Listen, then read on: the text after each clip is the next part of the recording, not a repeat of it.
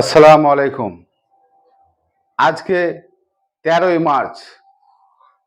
১১ March যখন supreme court of ইন্ডিয়ার শুনানি ছিল ইলেকট্রাল বন্ড নিয়ে, সেই দিনই অমিত শাহ ঘোষণা করলো সিএএ লাগু করা হলো।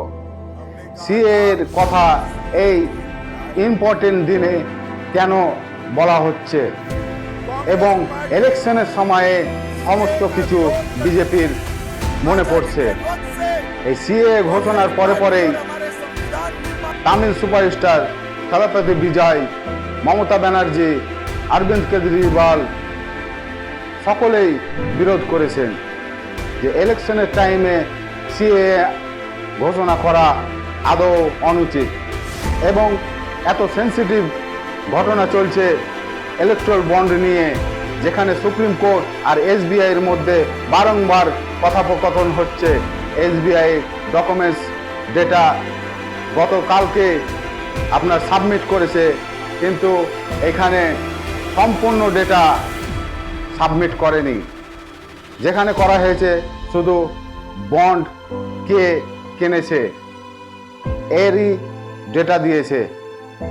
এবার পারচেস কে করেছে, কোন পার্টি করেছে সেটা বলেনি SBI.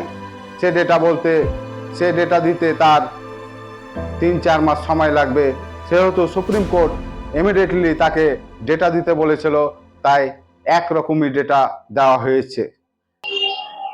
CAA, citizen amendment act, এই বিলটি এই আইনটি যদি চালু হয়, তাহলে বাংলাদেশ, পাকিস্তান এবং আফগানিস্তান যারা সংখ্যালঘু আছে, যেমন হিন্দু, পার্সি, খ্রিস্টান, জৈন, শিখ, মুসলিম বাদে, এরা 31শে ডিসেম্বর 2014 আগে ভারতবর্ষে যদি বসবাস করে, তারা যদি নাগরিকত্ব চায় তাহলে তারা নাগরিকত্ব পাবে, কিন্তু তাদেরকে সেখানকার ডকুমেন্টস সাবমিট করতে হবে।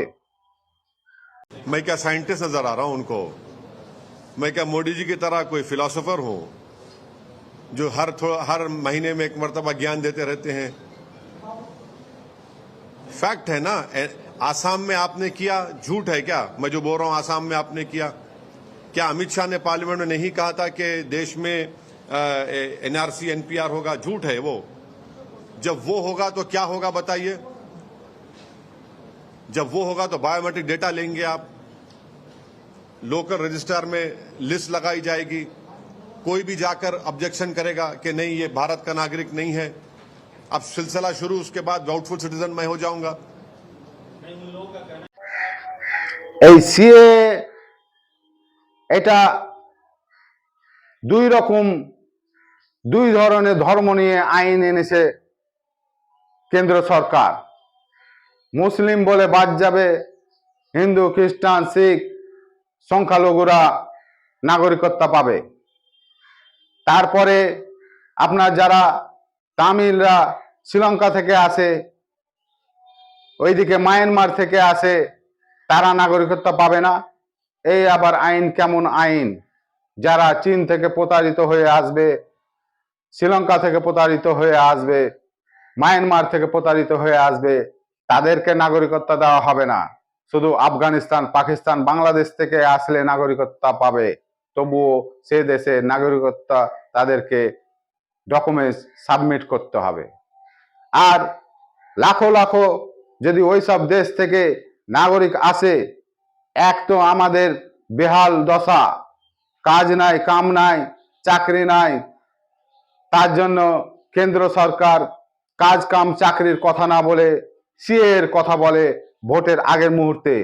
এই গত 10 বছর বিজেপি সরকার কি কাজ করলো তার বর্ণনা না দিয়ে সিএ, ইউসিসি এইসব ধরনের আইনগুলো পাস করে। সিএ আগে আনার অমিত শাহ বারবার বলছে ভারতীয় মুসলিমদের এতে কোনো ভয় নাই।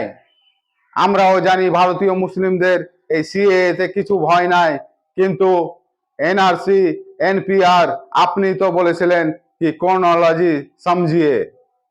এই যদি ক্রোনোলজি আপনার হয়, তাহলে আপনি ধোঁকা দিয়ে এই সিএ এনেছেন। তারপরে এনআরসি এনপিআর আনবেন।